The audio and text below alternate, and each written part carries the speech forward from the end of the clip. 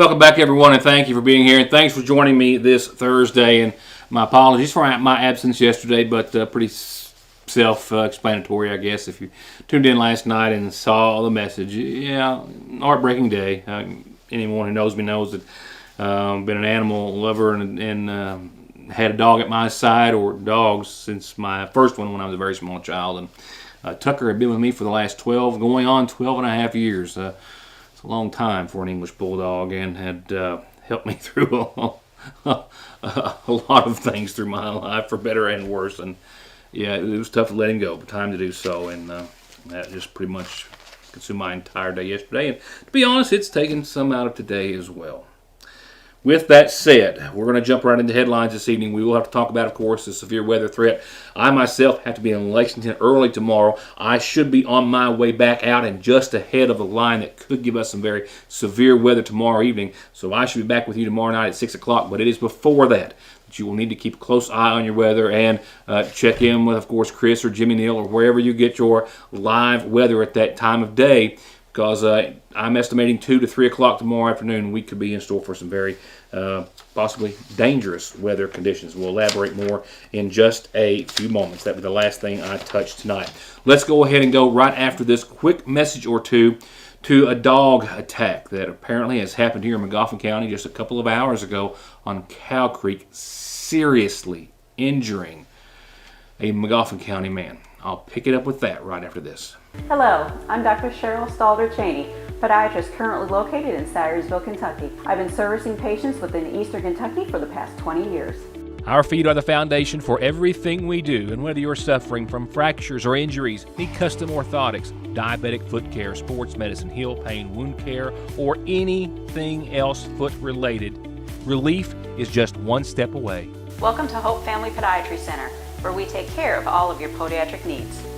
Located on the Parkway next to Hope Pediatrics. Trade it and upgrade it now at Appalachian Wireless and receive up to $700 off when you trade your old eligible device in and upgrade to a new iPhone 14 Pro Max or Samsung S23 Ultra on a qualifying Appalachian Advantage plan. What better way to start the year off right than with upgrading to a new 5G compatible device on the region's best network while saving up to $700 off on the hottest smartphones. Appalachian Wireless, giving you another reason to come join the Big Blue Network. Why? Because we are you. We are Appalachian Wireless. Wireless.com for full terms and conditions. Preliminary information, speaking just with EMS on scene, who told me that it was their understanding at the time that it was a man in his 30s who was walking along Cow Creek who was attacked by, we believe, 2 dogs at this time, which had escaped their residence. Here's what we know. This is video I captured just a few minutes after 5 o'clock, just a few moments ago, at the scene of the established and pre-designated landing zone behind the Syersville subway, and that's where air evac had been called to live flight the dog attack victim. What I know at this hour, to be confirmed through law enforcement tomorrow, was that a man, a local man, believed to be around 32 years of age, was walking, they think, around Cow Creek or on Cow Creek when there were 2 dogs, described to me as one as being possibly a pit bull and one a Great Dane mix of some sort, who escaped either their house where they were kept inside or the lot they were in. That is still yet to be determined, but allegedly doing so, getting out of the yard or confinement, and then attacking this man severely. The injuries he sustained were described as just that, severe, to at least one of his feet and ankles, arm, shoulder, ear, and a host of other very, very serious injuries. Life-threatening, I am uncertain as of this time, but it appears as though that might be possible. We'll confirm this again with the Magoffin County Sheriff's Department as soon as possible. If I can get more information before I leave you, indeed, I'll have that, if not an update on tomorrow's program. See this? This is today's edition of the Syersville Independent. See this? This is our top story. That young lady there is the center of it. I had the opportunity to interview her earlier this week alongside my editor, Heather Oney. I literally, no exaggeration, the girls in the office can vouch for it. I came out of that conference room mouth dropped and dumbfounded. This is a senior who for the past couple of years has now become a leader in cancer research. She is a graduating senior. She is developing an algorithm to help tailor cancer treatments to individual patients. It is groundbreaking. She has, in all honesty and with some modesty, corrected studies done over the course of the last 10 years by esteemed medical professionals based on her research. It is amazing. It is just simply amazing. Now, I'll have that story with her, probably not this week, but sometime soon thereafter. It's just hard to wrap your brain around. It's taken Heather a couple of days. Get this, read this, and see what we have to be proud of, and see how this young lady could very well be saving a lot of lives around the globe. It is just simply amazing to think there is a lady, not just from here, but of this age, who can be this intelligent and this mindful and have a mindset to do what she has done. You have to read about Ashton Long in this paper. Please make sure you get one. I'll be right back. Banking from home or on the go has never been easier and will forever be an important and necessary part of life. And Sagersville National has been and will always be at the forefront of meeting and exceeding your financial needs and giving you the safest and most worry-free online and mobile banking so you can worry about the important things, like what's for dinner. They're there when you need them at the main and branch locations of the Sagersville National Bank. I'm Bill Tinker. I've spent the past 19 years defending insurance companies in car crashes, truck crashes, and slip and falls. Are you involved in a case like that? Is the insurance company giving you the runaround about your medical bills, your benefits, or your lost wages? Contact me at McFarland Tinker Law Office. With our combined experience of over 58 years, we're here ready to work for you. What we have here is our famous chicken sandwich at your Sagersville Lee's, which is also Saturday's special. You can get a chicken sandwich, wedges, and a drink for just $6. Friday's special is a liver or gizzard dinner with 2 homemade sides and a biscuit for just $5.79 plus tax. Let's recap. Chicken sandwich, Saturday special, or get it any day of the week. Fridays, livers or gizzards at your Sagersville least famous recipe.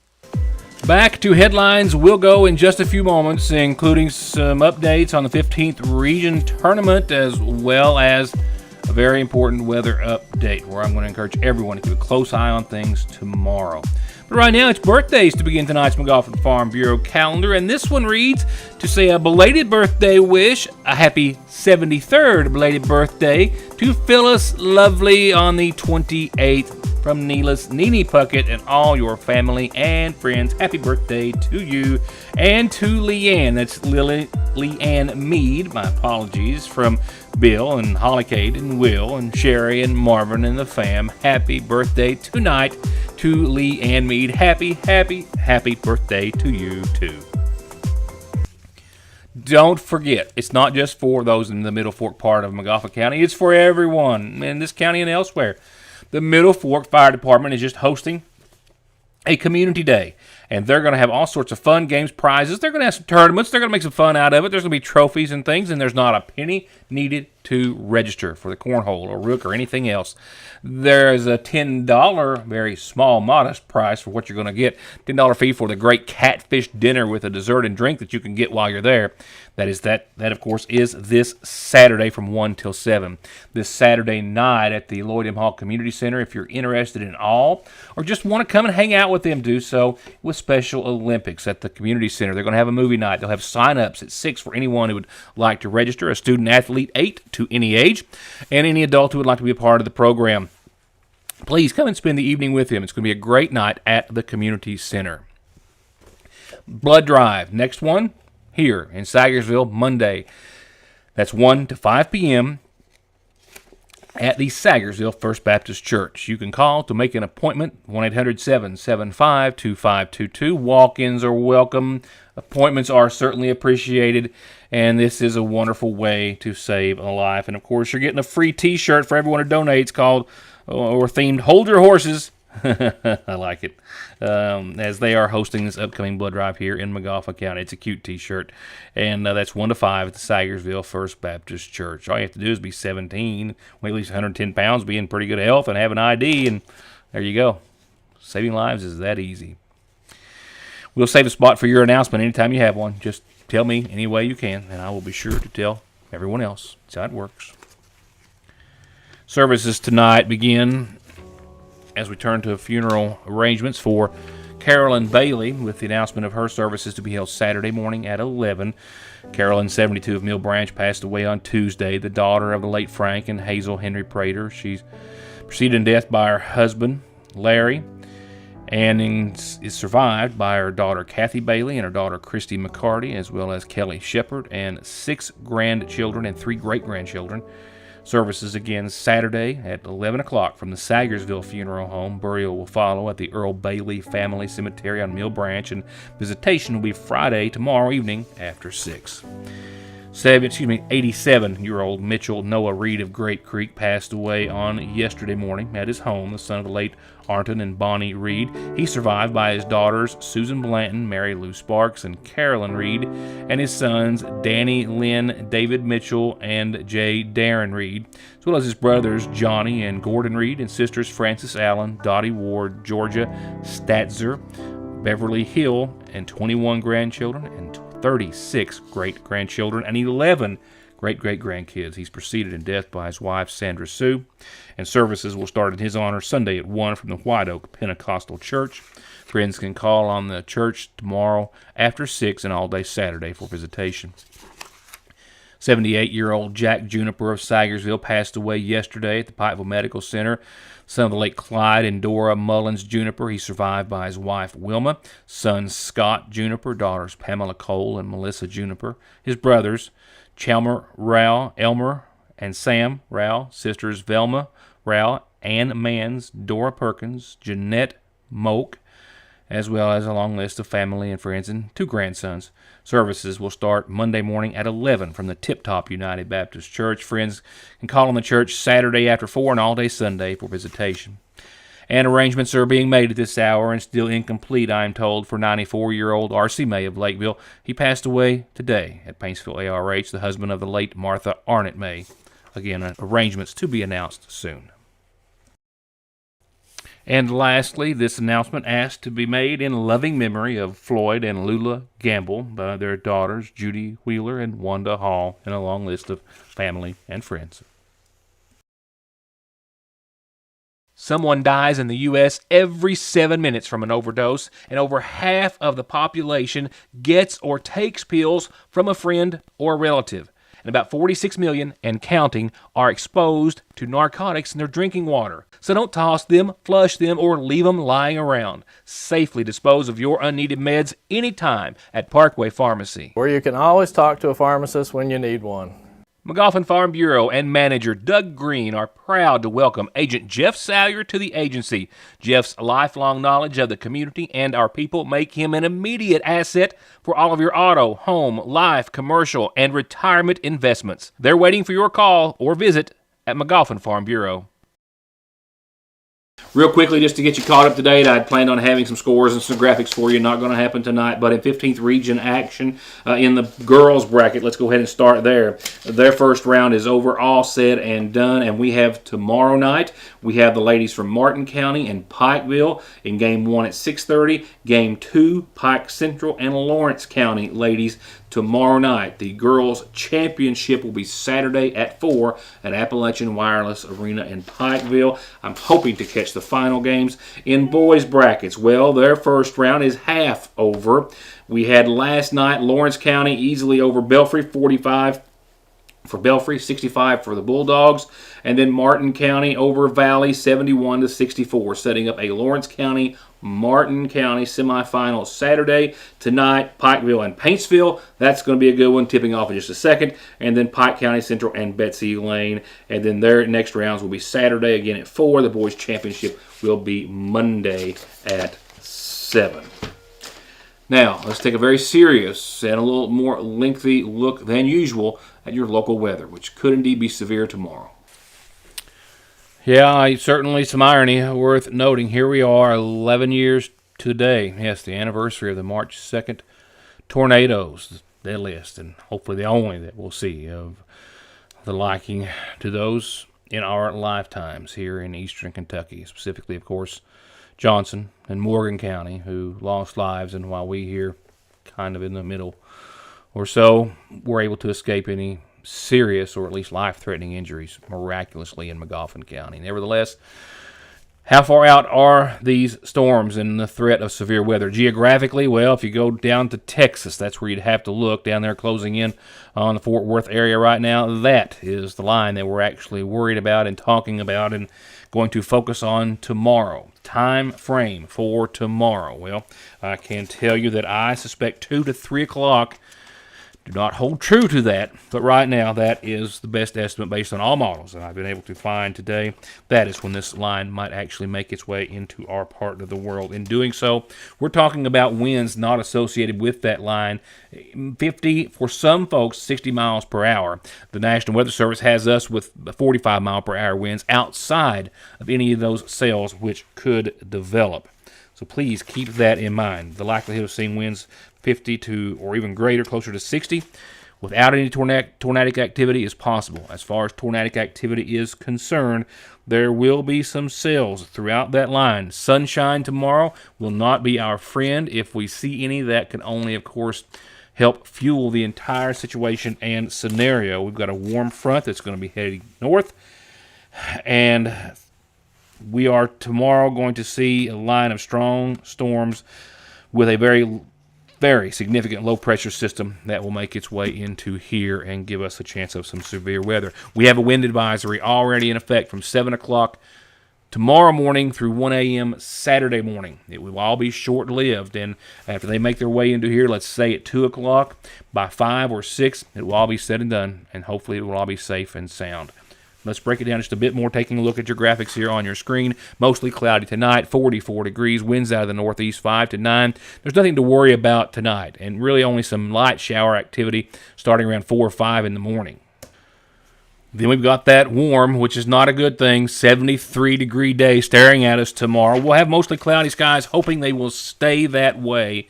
Again, winds on the lighter side, perhaps, easterly 9 to 45. Shower chances tomorrow will be from 4 or 5 in the morning on and throughout the day, and we could see heavy rain. The wind is the major threat and main player in this, but heavy rain, some flooding, could be an issue for your Friday. Please keep an eye on that. So anywhere between, literally 1 and 3 could be the heaviest of what we're going to see. And that, of course, could very well change.